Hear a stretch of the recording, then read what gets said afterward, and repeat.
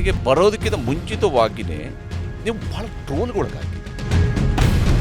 ಎಲ್ಲವೂ ಒಂದು ಪಾಠ. Everything is A lesson. ಹಾಗಾಗಿ ಮೂವ್ ಆನ್ ಆಗ್ತಾ ಇರಬೇಕು.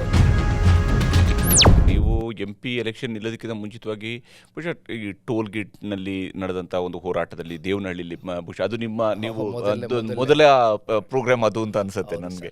ಯಾಕಂದರೆ ನಾವು ಅದನ್ನು ರಿಪೋರ್ಟ್ ಮಾಡಿದ್ರೆ ನನಗೆ ನೆನಪಿದೆ ಅದರದ್ದು. ಹಾಗಾಗಿ ದೇವನಹಳ್ಳಿಯಲ್ಲಿ ನೀವು ಒಂದು ಪ್ರೊಟೆಸ್ಟಲ್ಲಿ ಭಾಗವಹಿಸಿದ್ರಿ. ಅದರ ನಂತರ ಚುನಾವಣೆಗೆ ಬಂದ್ರಿ. ಅದು ಚುನಾವಣೆಗೆ ಬರೋದಕ್ಕಿಂತ ಮುಂಚಿತವಾಗಿಯೇ ನೀವು ಭಾಳ ಟ್ರೋಲ್ಗೊಳಗಾಗಿದ್ರಿ. ನಿಖಿಲ್ ಎಲ್ಲಿದ್ದೀಯಪ್ಪ ಅನ್ನುವಂಥದ್ದು ಸಿಕ್ಕಾಪಟ್ಟೆ ಟ್ರೋಲ್ ಆಯಿತು. ಎಷ್ಟು ಟ್ರೋಲ್ ಆಯಿತು, ಅದು ಒಂದು ಮುಖ್ಯಮಂತ್ರಿಯ ಮಗ ಮತ್ತು ಮುಖ್ಯಮಂತ್ರಿಯವರು ಹೇಳಿದಂತಹ ಮಾತು, ಇವು ಎರಡನ್ನು ಇಟ್ಕೊಂಡು ಭಾಳ ದೊಡ್ಡ ಮಟ್ಟದ ಟ್ರೋಲ್ ಆಯಿತು. ಅದನ್ನು ಹೆಂಗೆ ಸಹಿಸ್ಕೊಡ್ರಿ ಅವಾಗ? 2019 ಲೋಕಸಭಾ ಚುನಾವಣೆ ಸಂದರ್ಭ. ಆ ಟ್ರೋಲ್ ಆದಂಥ ಮೆಟೀರಿಯಲ್ ಬಂದು ಜಾಗ್ವಾರ್ ಸಿನಿಮಾದ ಒಂದು ಲಾಂಚ್ನ ಸಂದರ್ಭದಲ್ಲಿ ನಮ್ಮ ತಂದೆಯವರು ಜೊತೆಯಲ್ಲಿ ನಮ್ಮ ಆ ಒಂದು ಸಂಭಾಷಣೆ ಏನಿತ್ತು ಅದನ್ನು ಮುಂದಿಟ್ಕೊಂಡು ಟ್ರೋಲ್ ಮಾಡಿದರು. ಬಟ್ ಬಹುಶಃ ಇವತ್ತು ನಮ್ಮ ಭಾರತ ದೇಶದಲ್ಲಿ ಹಲವಾರು ಉದಾಹರಣೆಗಳು ನಮ್ಮ ಕಣ್ಣು ಮುಂದೆ ಇದೆ. ಟ್ರೋಲ್ ಅಂತಕ್ಕಂಥದ್ದು ಸಾಂದರ್ಭಿಕ. It is just A situational based. ಹೌದು.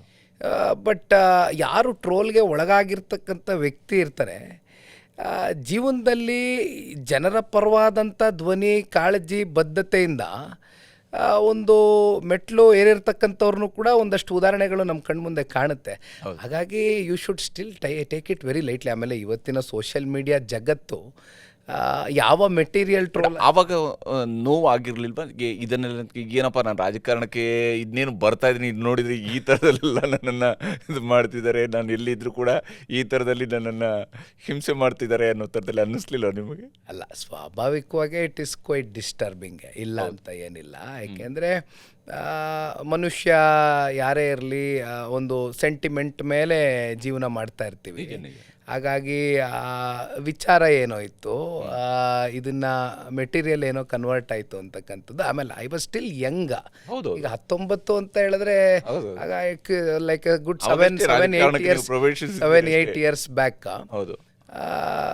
ಬಟ್ ಒಂದು ತಾವು ಮಂಡ್ಯ ಲೋಕಸಭಾ ಚುನಾವಣೆಯಲ್ಲಿ ನೀವು ಗಮನಿಸಿರ್ಬೋದು, ನನಗೆ ರಾಜಕಾರಣದ ಹೆಚ್ಚು ಅನುಭವ ಇಲ್ಲದೆ ಹೋದರೂ ಕೂಡ ಬಹುಶಃ ಅವತ್ತಿನ ಆ ಸಂದರ್ಭ ನಾನೇ ಮೆಲ್ಕಾಗ್ತಕ್ಕಂಥದ್ದಾದಾಗ ಎಲ್ಲಿಯೂ ಕೂಡ ಸ್ಲಿಪ್ ಆಫ್ ಟಂಗ್ ನನ್ನ ಕಡೆಯಿಂದ ನನ್ನ ವಿರುದ್ಧವಾಗಿ ಚುನಾವಣೆಗೆ ನಿಂತಂಥವ್ರ ಬಗ್ಗೆ ಎಲ್ಲಿಯೂ ಕೂಡ ನಾನು ಕೀಳಾಗಿ ಮಾತಾಡಿಲ್ಲ. ಇನ್ಫ್ಯಾಕ್ಟ್ ಕೆಲವು ಮಾತಾಡಿಲ್ಲ, ಬಾಲಿಶವಾಗಿಯೂ ಮಾತಾಡಿಲ್ಲ. ನಿಮ್ಮ ಮಾತುಗಳೆಲ್ಲೂ ಕೂಡ ಬಾಲಿಶವಾಗಿ ಏನು ಇಲ್ಲಪ್ಪ ಅದೇನೋ ಭಾಳ ಚೈಲ್ಡಿಶ್ ಆಗಿ ಹೇಳಿದ್ದಾರೆ ಅನ್ನೋ ಥರದಲ್ಲಿ ಮಾತಾಡಲಿಲ್ಲ. ನೀವು ನಿಮ್ಮ ಎಲೆಕ್ಷನನ್ನು ಭಾಳ ಸೀರಿಯಸ್ ಆಗಿ, ನಿಮ್ಮ ಸುತ್ತಲಿರುವಂಥವ್ರ ಕೆಲವರ ಹೇಳಿಕೆಗಳು ಭಾಳ ಸ್ವರೂಪಗಳಲ್ಲಿ ನಮ್ಮ ಕೈಯಲ್ಲಿ ಇಲ್ವಲ್ಲ ಹರಿಪ್ರಸಾದ್. ನಾನು ಐ ಸ್ಟಿಲ್ ರಿಮೆಂಬರ್, ಸುಮ್ಮನೆ ಒಂದು ಹೀಗೆ ಶೇರ್ ಮಾಡೋದಾದರೆ, ಚುನಾವಣೆಗಳು ಹೇಗೆ ನಡೆಯುತ್ತೆ ಕ್ಯಾಂಪೇನು ಅಂತ ನಿಮ್ಗೆ ಗೊತ್ತಿದೆ. ಆಗ ಸಮಯ ಇರೋದಿಲ್ಲ, ಯಾವ ಸಮಯಕ್ಕೆ ಬಂದು ಮಲಗ್ತೀವಿ, ಮತ್ತು ಯಾವಾಗ ಎದ್ದೇಳಬೇಕು, ಯಾಕೆಂದರೆ ನಿಮಗೆ ಸ್ಪ್ಯಾನ್ ಆಫ್ ಸ್ಲೀಪಿಂಗ್ ಟೈಮ್ ಕೂಡ ಕಮ್ಮಿ ಇರುತ್ತೆ. ಹೌದು. ನಾನು ದಿನ ಬೆಳಗ್ಗೆ ಎದ್ದರೆ ನಾನು ಆ ಈಶ್ವರನಲ್ಲಿ, ಭಗವಂತನಲ್ಲಿ ಕೈ ಮುಗಿದು ಹೊರಡಬೇಕಾದ್ರೆ ಒಂದೇ ಕೇಳ್ಕೊಳ್ತಾ ಇದ್ದಿದ್ದು, ನಾನಂತೂ ಎಲ್ಲೂ ಯಾರ ಬಗ್ಗೆನೂ ಸ್ಲಿಪ್ ಆಫ್ ಟಂಗ್ ಆಗೋದಿಲ್ಲ. ನಮ್ಮ ಸುತ್ತಮುತ್ತ ಇರ್ತಕ್ಕಂಥ ಜನ ಯಾರ್ದು ಆಗದೆ ಹೋದರೆ ಒಳ್ಳೇದಪ್ಪ ಭಗವಂತ ಅಂತ ಭಗವಂತನಲ್ಲಿ ಪ್ರಾರ್ಥನೆ ಮಾಡಿ ಹೋಗ್ತಾ ಇದ್ದೆ. I still remember that. But ಎಲ್ಲವೂ ಒಂದು ಪಾಠ. Everything is A lesson. So ಹಾಗಾಗಿ ಮೂವ್ ಆನ್ ಆಗ್ತಾ ಇರಬೇಕು. ಯಾಕಂದ್ರೆ ನಾನು ಹೇಳಿದ್ನಲ್ಲ, ಪವರ್ ಪೊಲಿಟಿಕ್ಸೇ ಮುಖ್ಯ ಆಗಿದ್ದರೆ ಬಹುಶಃ ಇವತ್ತು ದೇವೇಗೌಡರು ಸಾಹೇಬರು 93 ವಯಸ್ಸಿನಲ್ಲಿ ಇವತ್ತಿಗೂ ಕೂಡ ಇಷ್ಟು ಗಟ್ಟಿ ನಿಲುವಿಂದ. ಆಮೇಲೆ ಒಂದು ನನಗೆ ಮೊನ್ನೆ ಪರ್ಸ್ನಲಿ ನನಗೊಂದು ಫೀಲ್ ಆದಂಥ ವಿಚಾರ, ಯಾಕೆಂದರೆ ದೇವೇಗೌಡರು ಸಾಹೇಬರ ರಾಜಕೀಯದ ಏಳು ಬೀಳುಗಳು ಎಲ್ಲವೂ ಕೂಡ ನಾವು ಹತ್ತಿರದಿಂದ ನೋಡಿದ್ದೀವಿ. ಚುನಾವಣೆ ಸೋತ ಮಾರನೇ ಕ್ಷಣ, ಮಾರನೇ ದಿನ ಮತ್ತೆ ಅವರು ಪಕ್ಷ ಯಾವ ರೀತಿ ಕಟ್ಟೋದು, ಯಾವ ರೀತಿ ಸಂಘಟನೆ ಮಾಡೋದು, ಎಲ್ಲಿ ರೈತರು ಎಲ್ಲಿ ಕಣ್ಣಲ್ಲಿ ನೀರು ಹಾಕ್ತಾ ಇದ್ದಾರೆ, ನಾನು ಯಾಗ ಅವ್ರ ಜೊತೆ ಸ್ಪಂದಿಸೋದು ಅನ್ನೋದು ಯೋಚನೆ ಮಾಡೋರು. ಆದರೆ ಅವರಿಗೆ ಅವರ ಪರ್ಸ್ನಲ್ ಲೈಫಲ್ಲಿ 72 ವರ್ಷ ಸುದೀರ್ಘವಾದಂಥ ದಾಂಪತ್ಯ ಜೀವನವನ್ನು ನಡೆಸಿದಂಥ ದೇವೇಗೌಡರು ಸಾಹೇಬರು, ನಮ್ಮ ಅಜ್ಜಿಯವರು ಚೆನ್ನಮ್ಮವರು, ಅವರನ್ನು ಕಳ್ಕೊಂಡಂತಹ ನೋವಿನ ಮಧ್ಯೆನೂ ಕೂಡ ಮೊನ್ನೆ ಪಾದಯಾತ್ರೆಯ 2ನೇ ದಿನಕ್ಕೆ ನಾನು ಬರ್ತೀನಿ ಅಂತಕ್ಕಂಥದ್ದು ಸ್ವತಃ ಅವರೇ ನನಗೆ ಕರೆದು ತಿಳಿಸಿದಾಗ ಬಹುಶಃ ಎಲ್ಲೋ ಒಂದು ಕಡೆ ಆ ಕಮಿಟ್ಮೆಂಟ್, ಆ ಮನುಷ್ಯನ ಒಂದು ಕಮಿಟ್ಮೆಂಟ್ ನೋಡಿದಾಗ ನಾವೆಲ್ಲ ಯಾರೂ ಬಹುಶಃ ಅವ್ರ ಮುಂದೆ ಲೆಕ್ಕಕ್ಕೆ ಬರಲಿಕ್ಕಿಲ್ಲ ಅಂತಕ್ಕಂಥದ್ದು ಯಾವಾಗಲೂ ಕೂಡ ಅಂದ್ಕೊಡ್ತಾ ಇರ್ತೀನಿ. ಸೊ ಹಾಗಾಗಿ ಅವರು ಎರಡು ಕ್ಷೇತ್ರಗಳಲ್ಲೂ 89 ಎಲೆಕ್ಷನ್ಲಿ ಸೋತಾಗ್ಲೂ ಕೂಡ ಅನೇಕ ಸಂದರ್ಭಗಳಲ್ಲಿ 2 ಸೀಟ್ ಗೆದ್ದಿರುತ್ತೆ ಅವರ ಪಕ್ಷ. ಅವರು 2 ಕಡೆಯಲ್ಲಿ ಮಾತ್ರ ಗೆದ್ದಿರುತ್ತೆ. ಆ ಸಂದರ್ಭದಲ್ಲೂ ಕೂಡ YSV ದತ್ತ ಅವರು ಪ್ರತಿ ಬಾರಿ ಅದನ್ನ ನೆನಪು ಮಾಡ್ತಾರೆ. ನೆಕ್ಸ್ಟ್ ಡೇನೇ ಪಾರ್ಟಿ ಆಫೀಸ್ಗೆ ಬಂದು ಕೂತ್ಕೊಂಡಿದ್ರಂತೆ ನಾನು ಪಕ್ಷದ ಕೆಲಸವನ್ನು ಮಾಡೋದಕ್ಕೆ. ಆ್ಯಂಡ್ ಅದನ್ನು ಬೇರೆ ಬೇರೆ ಸಂದರ್ಭಗಳಲ್ಲಿ ಕೂಡ ನಾವು ಕೂಡ ನೋಡುವಂಥದ್ದಿತ್ತು. ಅವರ ಚುನಾವಣೆಗಳ ವಿಚಾರಗಳಲ್ಲಿರುವಂಥವರ ವಿಚಾರಗಳು ಅದು ಒಂದು ಬೇರೆ ರೀತಿಯಾದಂಥ ಒಂದು ಅದನ್ನು ಏನು ಆ ಸ್ಕೇಲು ಭಾಳ ತುಂಬ ಎತ್ತರದಲ್ಲಿರುವಂಥದ್ದು ರಾಜಕಾರಣದ ವಿಚಾರದಲ್ಲಿ. ಆ ಕಮಿಟ್ಮೆಂಟ್ನ ವಿಚಾರ 24/7 ಪೊಲಿಟಿಷಿಯನ್ ಬಹುಶಃ ಈ ಭಾರತ ದೇಶದಲ್ಲಿ ಯಾರು ಇದ್ರೆ ಅದು ಮೊದಲನೇ ಸ್ಥಾನ ದೇವೇಗೌಡರು. ಹೌದು, ನಿಜ. ಆದರೆ ಚನ್ನಪಟ್ಟಣದಲ್ಲಿ ಯಾಕೆ ಬಂದ್ರಿ ನೀವು ಹಾಗಾದರೆ?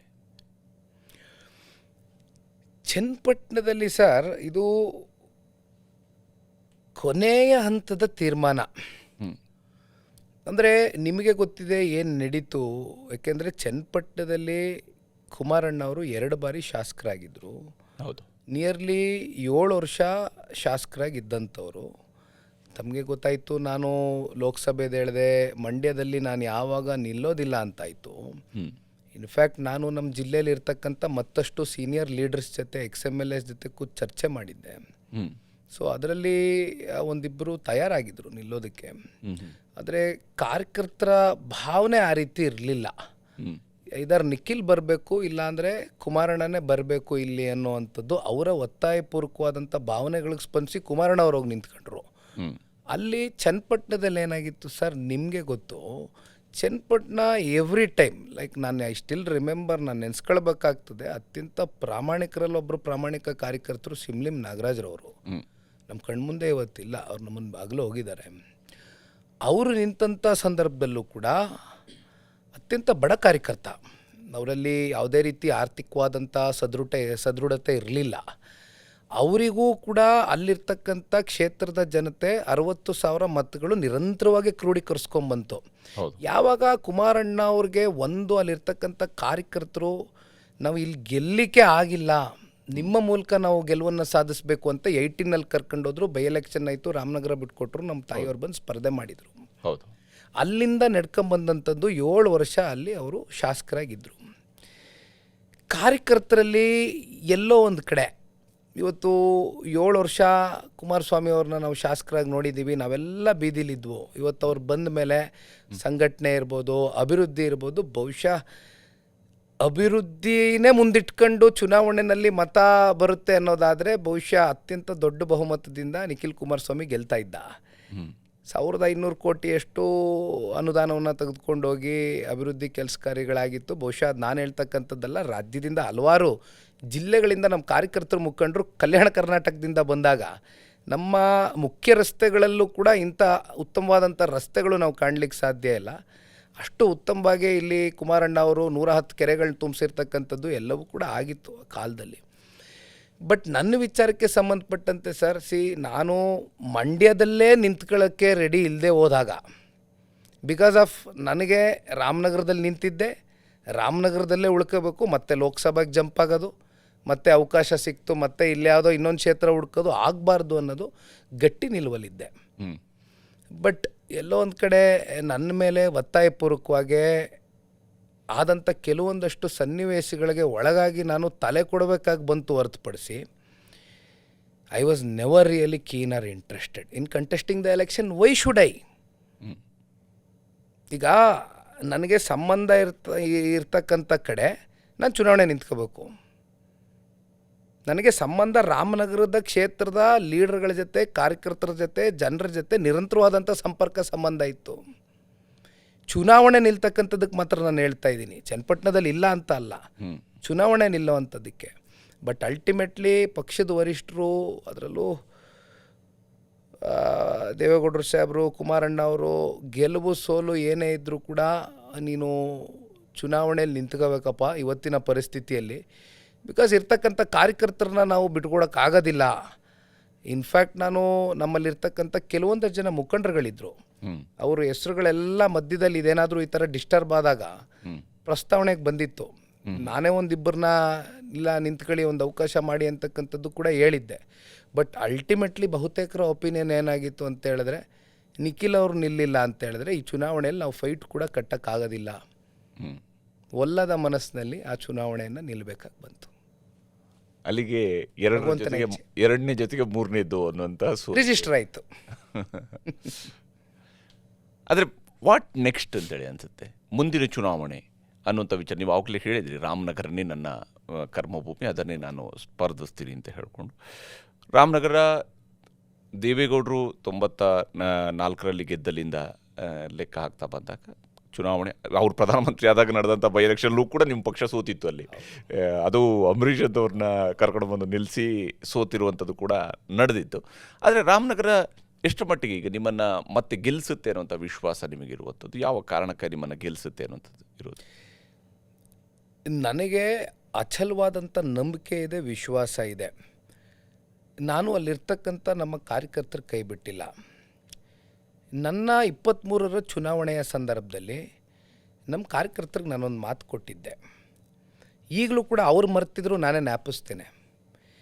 ಯಾವತ್ತೂ ಒಂದು ಶಾಸಕ ಸ್ಥಾನದ ಚುನಾವಣೆ ಅಥವಾ ಸಂಸದ ಸ್ಥಾನದ ಚುನಾವಣೆಗೆ ಕಾರ್ಯಕರ್ತರು ದುಡಿಬೇಕು ಅಂದರೆ ಕಾರ್ಯಕರ್ತರ ಚುನಾವಣೆಗೆ ನಾವು ಅಷ್ಟೇ ಸಕಾರಾತ್ಮಕವಾದಂಥ ಸ್ಪಂದನೆ ಕೊಡಬೇಕಾಗ್ತದೆ.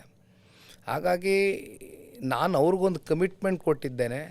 ಅವರ ಗ್ರಾಮ ಪಂಚಾಯಿತಿ, ಜಿಲ್ಲಾ ಪಂಚಾಯಿತಿ, ತಾಲೂಕ್ ಪಂಚಾಯಿತಿ, ರಾಮನಗರದಲ್ಲಿ ಬರ್ತಕ್ಕಂಥ ನಗರಸಭೆ ಚುನಾವಣೆ ಎಲ್ಲವೂ ಕೂಡ ಅವ್ರ ಜೊತೆಯಲ್ಲಿ ನಿಂತು ಮಾಡ್ತೇನೆ. ಅವತ್ತೂ ಹೇಳಿದ್ದೆ, ನಾನು ಸೋತೆ ಅಂತ ನಾನು ನನ್ನ ಮಾತನ್ನು ವಾಪಸ್ ತಗೊಳ್ತಕ್ಕಂಥ ಪ್ರಶ್ನೆ ಇಲ್ಲ. ಎಲ್ಲಿ ಕಾರ್ಯಕರ್ತರು ಬಲವಾಗಿರ್ತಾರೋ ಅಲ್ಲಿ 100ಕ್ಕೆ 100 ನಾವು ಏನು ಬೇಕಾದರೂ ಸಾಧನೆ ಮಾಡ್ತಕ್ಕಂಥದ್ದಕ್ಕೆ ಅವಕಾಶ ಇದೆ. ಹಾಗಾಗಿ ನನಗೆ ನನ್ನ ಮುಂದೆ ಇರ್ತಕ್ಕಂಥ ಸವಾಲು ವಿಚಾರ ಎರಡೇ. ಒಂದು, 2028ಕ್ಕೆ ಪಕ್ಷ ಸಂಘಟನೆ, ಜೊತೆಯಲ್ಲಿ ಈ ರಾಜ್ಯ ಸರ್ಕಾರದ ವಿರುದ್ಧವಾಗಿ ಸಂಘರ್ಷ, ಇವೆರಡನ್ನು ಮುಂದಿಟ್ಕೊಂಡು ಹೋಗ್ತೇನೆ. ನೀವು ಆವಾಗಲೇ ನಿಮ್ಮ ಅಜ್ಜಿಯ ವಿಚಾರವನ್ನು ಪ್ರಸ್ತಾಪಿಸಿದ್ರಿ. ನಾನು ಆ್ಯಕ್ಚುಲಿ ಪ್ರಸ್ತಾಪಿಸಬೇಕು ಅಂತಲೇ ಇದ್ದೆ ಆವಾಗಲೇ. ಚೆನ್ನಮ್ಮ ಅವರು ತಮ್ಮ ಬದುಕಿನಲ್ಲಿ ಯಾವ ಸ್ವರೂಪದ ಪ್ರಭಾವ, ಯಾಕಂದರೆ ಅಜ್ಜಿಯಾಗಿ ಯಾವ ಪ್ರೀತಿ, ಅಜ್ಜಿ ಅನ್ನುವಂಥದ್ದು ವಿಶೇಷ ಪ್ರೀತಿ, ಯಾವುದೇ ಮೊಮ್ಮಕ್ಕಳಿಗೂ ಕೂಡ ಅಜ್ಜಿ ಅನ್ನುವಂಥದ್ದು ವಿಶೇಷವಾದಂಥ ಪ್ರೀತಿ ಇದ್ದೇ ಇರುತ್ತೆ. ನಿಮಗೆ ಅವರಿಂದ ಅವ್ರ ಬಗ್ಗೆ ನಿಮಗೆ ಇದ್ದಂತಹ ಒಡನಾಟ ಯಾವ ಸ್ವರೂಪದ್ದು? ನನಗೆ ಅಜ್ಜಿಯವರಿಗೆ ಮೊಮ್ಮಕ್ಕಳ ಸಂಖ್ಯೆ ಜಾಸ್ತಿ. ಬಟ್ ಒಂದು ವಿಶೇಷತೆ ಅಜ್ಜಿಯಲ್ಲಿ ಏನಪ್ಪ ಅಂದರೆ ಎಲ್ರಿಗೂ ಸಮಾನವಾಗಿ ಪ್ರೀತಿ ಹಂಚಿದ್ದಾರೆ. ಸಾಮಾನ್ಯವಾಗಿ ಮಕ್ಕಳಲ್ಲಿ, ಮೊಮ್ಮಕ್ಕಳಲ್ಲಿ ಅಪ್ಪ ಅಮ್ಮನಿಗೆ, ಅಜ್ಜಿ ತಾತನಿಗೆ ಒಂದಷ್ಟು ಫೇವ್ರೇಟ್ಸ್ ಅಂತ ಇರುತ್ತೆ, ಇಲ್ಲ ಅಂತ ಏನಿರಲ್ಲ, ಅದು ಕಾಮನ್. ಅದು ಯಾವುದೇ ಒಂದು ಸಾಮಾನ್ಯ ಕುಟುಂಬದಲ್ಲಿ ಹುಟ್ಟಿರ್ತಕ್ಕಂಥ ಮನೆಗಳಲ್ಲೂ ಕೂಡ ಅದು ಸ್ವಾಭಾವಿಕವಾಗಿ ಇರ್ತಕ್ಕಂಥ ವಿಚಾರ. ಆದರೆ ಅಜ್ಜಿಯಲ್ಲಿ ಆ ಒಂದು ಗುಣ ಇತ್ತು, ಯಾರಿಗೂ ಕೂಡ ನನ್ನ ಪ್ರೀತಿ ನಿನಗೆ ಜಾಸ್ತಿ, ನಿನಗೆ ಕಮ್ಮಿ ಅನ್ನೋವಂಥದ್ದು ಯಾವತ್ತೂ ಫೀಲ್ ಮಾಡಿಸಿಲ್ಲ ಅವರು.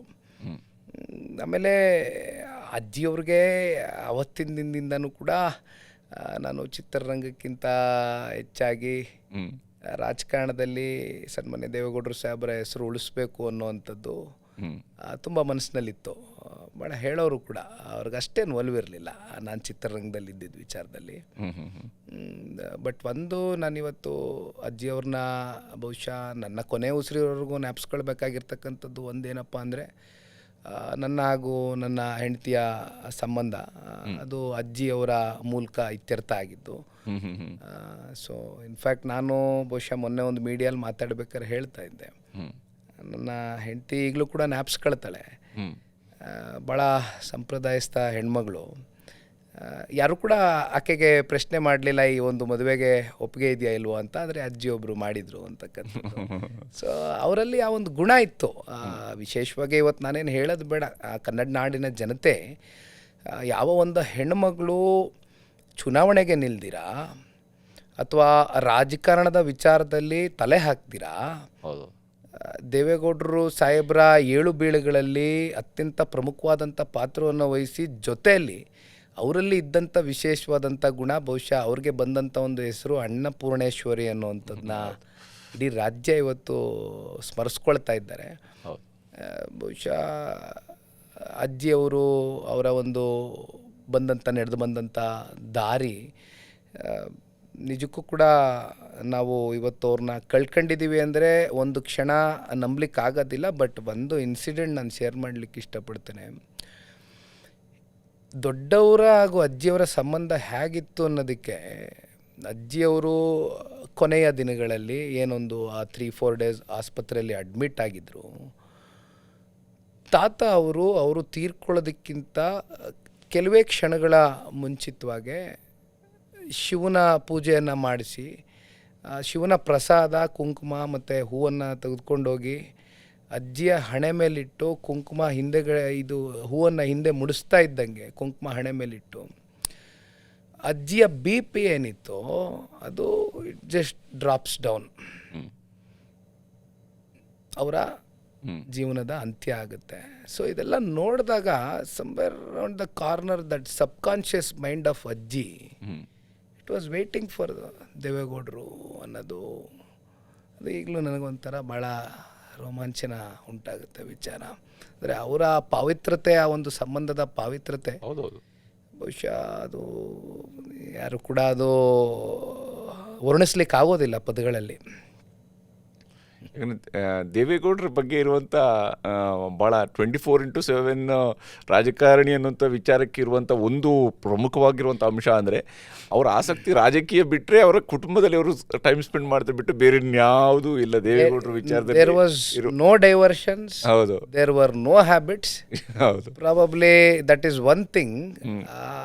ದೊಡ್ಡವರು ಆ ಸ್ಥಾನಕ್ಕೆ ಹೋಗಿ ತಲುಪೋದಕ್ಕೆ ಅವರಲ್ಲಿ ಇದ್ದಂಥ ಕೆಲವೊಂದಷ್ಟು ಗುಣಗಳು ಬಹುಶಃ it is a very natural kind of ಒಂದು ಮೈಂಡ್ ಸೆಟ್ಟು ದೇವೇಗೌಡರು ಸಾಹೇಬ್ರಿಗೆ. ಯಾಕೆಂದರೆ ನಾನು ಒಂದಷ್ಟು ಹಳೆಯ ವಿಚಾರಗಳು, ಅವರ ಸಮಕಾಲೀನ ರಾಜಕಾರಣಿಗಳು ಇವೆಲ್ಲವೂ ಕೂಡ ನಾವು ಕೇಳ್ಕೊಂಬಂದಿದ್ದೀವಲ್ಲ, ಎಲ್ಲೂ ಕೂಡ ಅವ್ರಿಗೆ ಇನ್ಫ್ಯಾಕ್ಟ್ ನನಗೆ ಮತ್ತೊಂದು ಇನ್ಸಿಡೆಂಟು, ದೇವೇಗೌಡರು ಸಾಹೇಬ್ರ ಬುಕ್ಕನ್ನು ಬರೆದಂಥವ್ರು ಹೇಳ್ತಾಯಿದ್ರು. ದೇವೇಗೌಡರು ಸಾಹೇಬರು ದಾಲ್ ಲೇಕಲ್ಲಿ ಯಾವುದೋ ಒಂದು ಅವತ್ತು ಪ್ರಧಾನಮಂತ್ರಿಗಳಾದಂಥ ಸಂದರ್ಭದಲ್ಲಿ ವಿಚಾರಕ್ಕೆ ಹೋದಾಗ ಅಲ್ಲಿರ್ತಕ್ಕಂಥ ಒಬ್ಬರು ಆಫೀಸರು, ಇಲ್ಲಿ ನೀವು ತುಂಬ ಮಿಸ್ ಮಾಡ್ತಾ ಇರ್ತಕ್ಕಂಥ ವಿಷಯ ಏನು ದೇವೇಗೌಡ್ರೆ ಅಂತ. ನಾನು ನನ್ನ ಹೆಂಡತಿನ ಮಿಸ್ ಮಾಡ್ಕೊಳ್ತಾ ಇದ್ದೀನಿ, ನನ್ನ ಹೆಂಡತಿ ಇರಬೇಕಾಗಿತ್ತು ಇಲ್ಲಿ ನನ್ನ ಜೊತೆಯಲ್ಲಿ. That is a kind of an attachment and ರಿಲೇಷನ್ಶಿಪ್ಗೆ ಒಂದು ವ್ಯಾಲ್ಯೂಸ್ ಕೊಟ್ಟು ಬದುಕ್ತಂಥವ್ರು ದೇವೇಗೌಡರು ಸಾಹೇಬರು. ಹೌದು. ಬಹುಶಃ ಒಂದು ವಿಚಾರ ನಿಖಿಲ್ ಅವ್ರ ವಿಚಾರದಲ್ಲಿ ನಾವು ಕೇಳ್ತಾ ಇರ್ತೀವಿ, ರೇವತಿಯವರು ಭಾಳ ವಿಚಾರಗಳಲ್ಲಿ ನಿಖಿಲ್ ಅವರ ಮೇಲೆ ಪ್ರಭಾವವನ್ನು ಬೀರ್ತಾ ಇರ್ತಾರೆ. ರಾಜಕೀಯದ ವಿಚಾರಗಳಲ್ಲೂ ಕೂಡ, ಅಂದರೆ ಪ್ರಭಾವ ಇನ್ ದ ಸೆನ್ಸ್ ಚರ್ಚೆಗಳು, ಈ ರೀತಿಯಾದಂತಹ ಚರ್ಚೆಗಳು ಭಾಳ ಚೆನ್ನಾಗಿ ನಡೆಯುತ್ತೆ ಇಬ್ಬರ ನಡುವೆ ಅನ್ನೋದ್ರ ಬಗ್ಗೆ ಇದೆ. ಹೌದಾ? ರಾಜಕೀಯದ ಬಗ್ಗೆನೂ ಕೂಡ ಮಾತಾಡ್ತೀರಾ ಅಥವಾ ರಾಜಕೀಯ? ಇಲ್ಲ ಸರ್, ಇಲ್ಲ. I will be very frank and honest with you about it. ಈಗ ನನಗೆ ನನ್ನ ಹೆಂಡತಿಗೆ ಅವಳ ಪ್ರಪಂಚ ಎಲ್ಲ ಮಗ. ಐ ಮೀನ್ ಅಫ್ಕೋರ್ಸ್ ನಮ್ಮ ಫ್ಯಾಮಿಲಿ. ಹೌದು. ಅವನನ್ನು ಯಾವ ರೀತಿ ಬೆಳೆಸಬೇಕು, ಯಾಕೆಂದರೆ ಒಂದು ಕ್ಷಣನೂ ಕೂಡ ವೇಸ್ಟ್ ಆಗಬಾರ್ದು ಅಂತ ಸ್ಕೂಲ್ ಆಯಿತು. ಸ್ಕೂಲ್ ಆದಮೇಲೆ ಅನೇಕ ವಿವಿಧ ಕ್ಲಾಸಸ್ಗಳಿಗೆ ಹಾಕಿರೋವಂಥದ್ದು. ಸೊ ನಾವು ಮನೆಗೆ ಹೋದಾಗ್ಲಿಯೂ ಕೂಡ ಮತ್ತೆ ರಾಜಕಾರಣ ಮಾತಾಡೋವಂಥದ್ದು ಏನಿರೋದಿಲ್ಲ. Very least amount of time we talk about politics. I still feel it is not required. ಯಾಕೆಂದರೆ we are also a normal family. ನಾವೇನು ರಾಜಕಾರಣದ ಕುಟುಂಬದಿಂದ ಬಂದಿದ್ದೀವಿ ಅನ್ನೋ ಮಾತ್ರಕ್ಕೆ 24 ಗಂಟೆ ಹೆಂಡತಿ ಜೊತೆನೂ ರಾಜಕಾರಣ ಚರ್ಚೆ ಮಾಡ್ತೀವಿ ಅಂತಕ್ಕಂಥದ್ದು ಆಗಬಾರ್ದು. ಅದು it is not necessary also. And she's ಅಂದರೆ ಮನೆಯ ಒಂದು ಜವಾಬ್ದಾರಿ. She's N architect and a very bright student in fact, unlike me. But ಆದರೂ ಕೂಡ ಹೇಳ್ತಾರಲ್ಲ, ಹೆಣ್ಮಕ್ಳ ತ್ಯಾಗವೂ ಕೂಡ ಅಷ್ಟೇ ಇಂಪಾರ್ಟೆಂಟ್ ಆಗುತ್ತೆ ಅಂತ. She is very happy and satisfied. ಅವರ ಮಗನ ಭವಿಷ್ಯ ರೂಪಿಸೋದ್ರಲ್ಲಿ ಆಕೆ ಬ್ಯುಸಿ ಇದ್ದಾಳೆ. ರಾಜಕಾರಣದೇನೆ ಚರ್ಚೆ ಏನು ಮಾಡಲ್ಲ. ಮಗನ ಜೊತೆಗೆ ಎಷ್ಟು ಟೈಮ್ ಸ್ಪೆಂಡ್ ಮಾಡ್ತೀರಿ ಇವಾಗ? ಮಾಡ್ತೀನಿ. I mean as A father ಖಂಡಿತ ಟೈಮ್ ಸ್ಪೆಂಡ್ ಮಾಡ್ತೀವಿ. ಬಟ್ ಸ್ಕೂಲ್ ಬೆಳಗ್ಗೆ ಅರ್ಲಿ ಇರುತ್ತೆ, ಸೊ ಮಲಗ್ತಾರೆ. ಬಟ್ ತುಂಬ ಅಟ್ಯಾಚ್ಮೆಂಟ್. ಅಫ್ಕೋರ್ಸ್ ನಮ್ಮ ತಂದೆ ಜೊತೆ ನಾನು ಯಾವ ರೀತಿ ಇದ್ನೋ ಅದೇ ಅಟ್ಯಾಚ್ಮೆಂಟು. ಇನ್ನೂ 5 ವರ್ಷ ಆಗಿಲ್ಲ. ಸೆಪ್ಟೆಂಬರ್ 24ಕ್ಕೆ 5 ವರ್ಷ ತುಂಬುತ್ತೆ. ಎಸ್, ಸ್ಪೆಂಡ್ ಮಾಡ್ತೀನಿ, ಬಟ್ ಕಮ್ಮಿನೇ ಸರ್. ಅಫ್ಕೋರ್ಸ್ ಈ ಪೊಲಿಟಿಕಲಿ ಸ್ವಲ್ಪ ನಮ್ಮ ಒತ್ತಡಗಳು ಇರೋದ್ರಿಂದ, but I still make time. In fact ಅವ್ರ ತಾತ ಜೊತೆ ಜಾಸ್ತಿ ಟೈಮ್ ಸ್ಪೆಂಡ್ ಮಾಡ್ತಾನೆ ಕುಮಾರಣ್ಣ ಅವ್ರ ಜೊತೆ. ಹೌದಾ?